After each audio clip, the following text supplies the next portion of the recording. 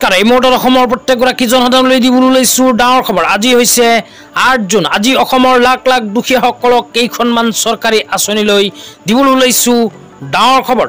তো যিসকল মানুহে ভিডিঅ'টোত ক্লিক কৰিছে অনুগ্ৰহ কৰি ভিডিঅ'টো স্কিপ নকৰি প্ৰথমৰ পৰা শেষলৈ চাই থাকিব, কিয়নো এইটো ভিডিঅ'ৰ মাজত আমি অৰুণোদয় আঁচনিৰ পৰা আৰম্ভ কৰি আত্মসহায়ক গোটৰ মহিলাসকললৈ কেইখনমান নতুন খবৰ প্ৰদান কৰিম। তো অনুগ্ৰহ কৰি ভিডিঅ'টো স্কিপ নকৰি প্ৰথমৰ পৰা শেষলৈ চাব, আৰু মোৰ চেনেলত নতুন হ'লে প্লিজ চেনেলটো ছাবস্ক্ৰাইব কৰি মোৰ লগত থাকিব। তো বলক ভিডিঅ'টো আৰম্ভ কৰি কেইখনমান গুৰুত্বপূৰ্ণ আঁচনিৰ বিষয়ে বিস্তাৰিত জানি লওক। তো প্ৰথমে আপোনালোকক অৰুণোদয় আঁচনিৰ বিষয়ে জনাই আছো, ইয়াৰ পিছত আপোনালোকক আত্মসহায়ক গোটৰ মহিলাসকলৰ 10,000কৈ টকা প্ৰদানক লৈ এখন গুৰুত্বপূৰ্ণ খবৰ প্ৰদান কৰিম। অনুগ্ৰহ কৰি ভিডিঅ'টো স্কিপ নকৰি প্ৰথমৰ পৰা শেষলৈ চাই থাকিব। তো এতিয়া আপোনালোকক অৰুণোদয় আঁচনিলৈ এখন গুৰুত্বপূৰ্ণ খবৰ প্ৰদান কৰিছোঁ। যিসকল মানুহৰ নাম আগৰ পৰাই অৰুণোদয় আঁচনিত অন্তৰ্ভুক্ত হৈ আছে, সেইসকল মানুহৰ কাৰণে অসম চৰকাৰে আকৌ নতুনকৈ ঘোষণা কৰিছে দুখন আঁচনি।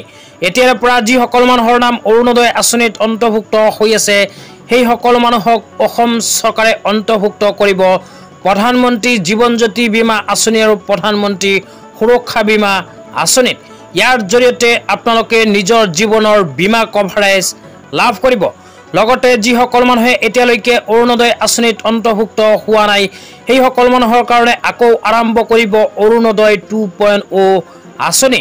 অৰুণোদয় 2.0 আঁচনিৰ জৰিয়তে আকৌ লাখ লাখ মানুহে নিজৰ নামখন অৰুণোদয় আঁচনিত অন্তৰ্ভুক্ত কৰাৰ কাৰণে সুযোগ লাভ কৰিব, আৰু প্ৰতি মাহে 1250 টকাকৈ লাভ কৰিব। লগতে অসম চৰকাৰে ঘোষণা কৰিছে যিসকল মানুহৰ নাম অৰুণোদয় আঁচনিত আগৰ পৰাই অন্তৰ্ভুক্ত হৈ আছে, সেইসকল মানুহৰ কাৰণে বৃদ্ধি কৰিব অৰুণোদয় আঁচনিৰ টকা। 1250 টকাৰ পৰা 1400 টকালৈ বৃদ্ধি কৰিব অৰুণোদয় আঁচনিৰ ধন।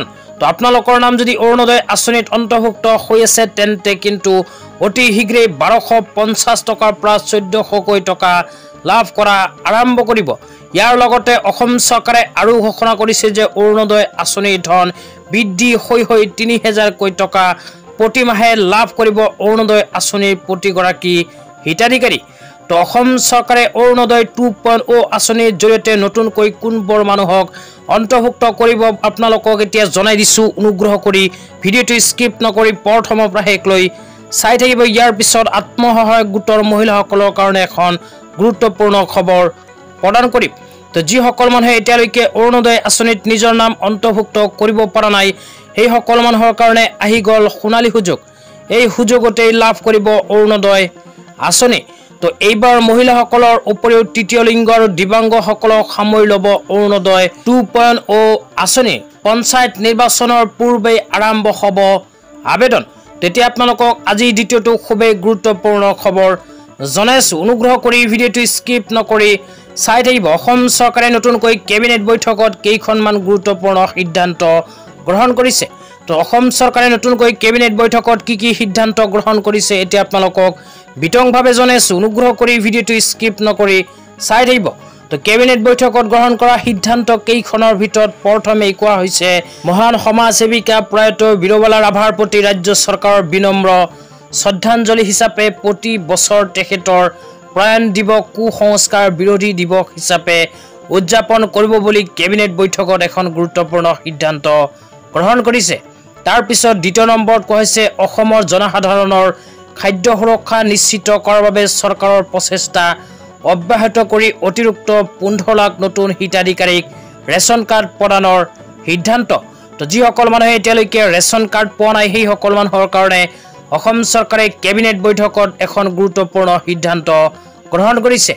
অসমত আকৌ নতুনকৈ আৰম্ভ হ'ব ৰেচন কাৰ্ডৰ আবেদন। 15 লাখ মানুহে আকৌ নতুনকৈ কৰিব পাৰিব ৰেচন কাৰ্ডৰ কাৰণে আবেদন। তো আপোনালোকৰ যদি ৰেচন কাৰ্ড নাই, তেন্তে চেনেলটো ছাবস্ক্ৰাইব কৰি মোৰ লগত থাকিব। আবেদন যেতিয়া আৰম্ভ হ'ব লগে লগে আপোনালোকক জনাই দিম। তাৰপিছত কোৱা হৈছে চৰাইদেউ মৈদামক বিশ্ব ঐতিহ্য ক্ষেত্ৰ হিচাপে স্বীকৃতি প্ৰদানৰ যাত্ৰাৰ অংশ হিচাপে অসম চৰকাৰে ইউনেস্কোৰ সদস্য দেশসমূহৰ পৰা সমৰ্থন লাভ কৰিবলৈ ভাৰতবৰ্ষৰ বৈদেশিক পৰিক্ৰমা মন্ত্ৰালয়ৰ জৰিয়তে সকলো ৰাষ্ট্ৰদূতৰ সৈতে যোগাযোগ কৰিব।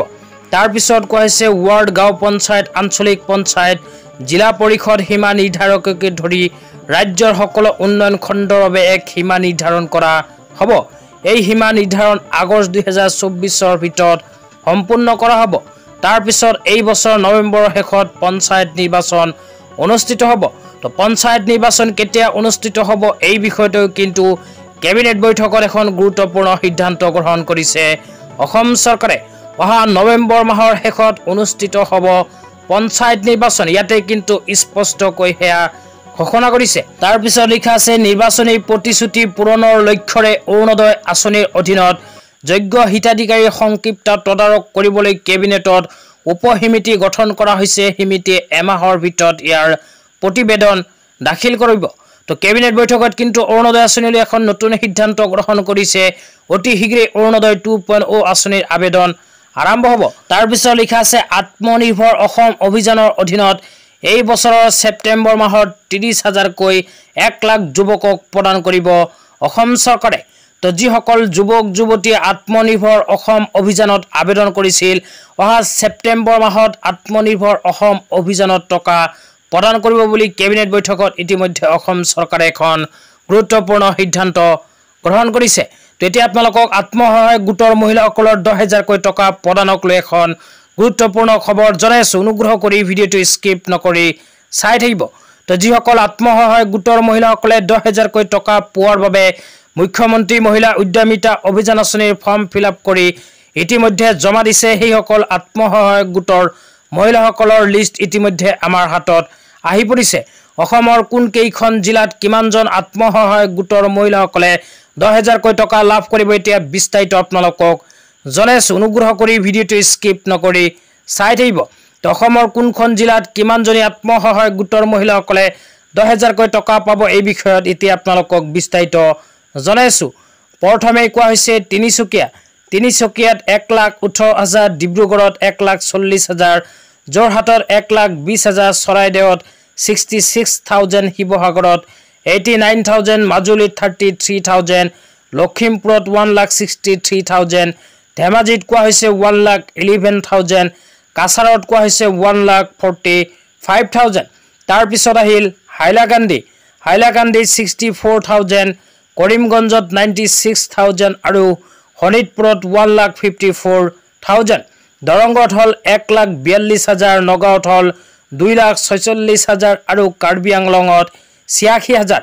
ইয়াৰ উপৰিও গোলাঘাটত 1,57,000, বিশ্বনাথত 1,19,000 আৰু হোজাইত 98,000, কামৰূপত 2,32,000 আৰু কামৰূপ মেট্ৰত 33,000, নলবাৰীত 1,16,000 আৰু মৰিগাঁৱত 1,10,000, গোৱালপাৰাত 1,38,000, বজালীত 47,000 আৰু ধুবুৰীত 2,15,000, বঙাইগাঁৱত 1,85,000, চাউথ চালমাৰা 67,000 আৰু চৰাইদেউত 63,000, কোকৰাঝাৰত 1,27,000, লগতে ওদালগুৰিত 1,37,000। ইয়াৰ লগতে বাক্সাত 1,63,000 আত্মসহায়ক গোটৰ মহিলাসকলে লাভ কৰিব 10,000কৈ টকা।